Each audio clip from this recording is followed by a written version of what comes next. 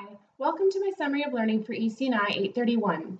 My name is Corley Sinkota, and I will be sharing my journey of learning about and through social media and open education.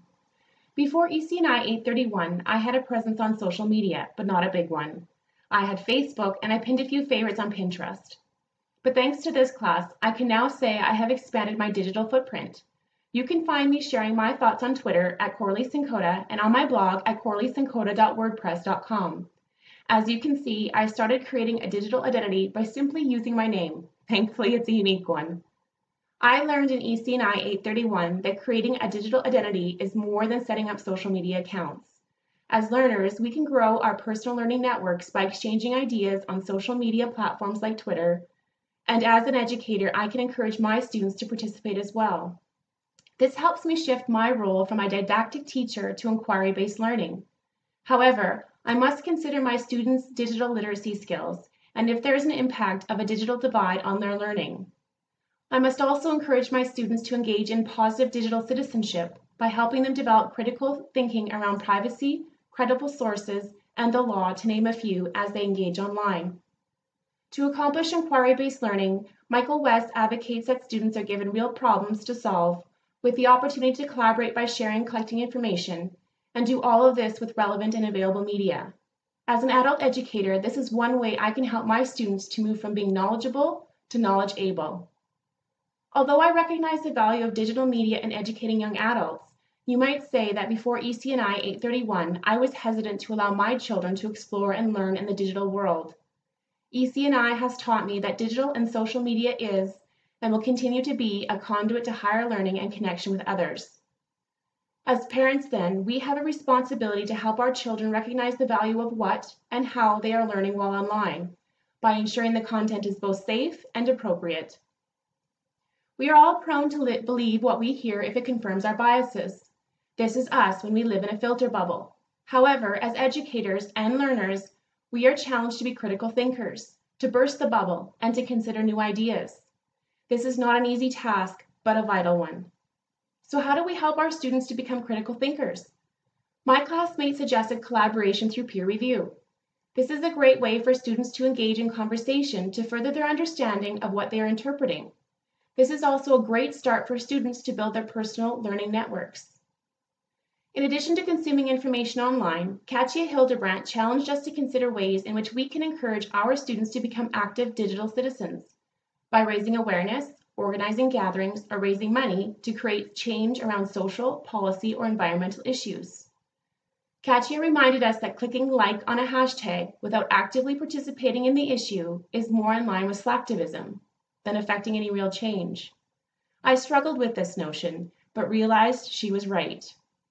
As an educator, I can encourage my students to pick a passion project that inspires them to consider ways in which they can make a difference, even at the local level. Throughout the semester, we were encouraged to grow our own personal learning networks. Alec Kuros's The Network Teacher Diagram is an excellent illustration of how we can connect with others and create a culture of sharing. For our part, my classmates and I created a culture of sharing by connecting through Zoom, Twitter, our blogs, and our Google+ community. These channels were an excellent avenue to grow in this course. This has inspired me to rethink of what and how I share with my colleagues. Any fear I have of judgment of my teaching materials has been challenged by Kirby Ferguson's Everything is a Remix. Everything we do has been inspired or borrowed from somewhere.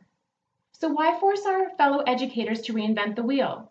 Sharing can lead to collaboration of ideas and enhance student outcomes. And isn't that what it's all about?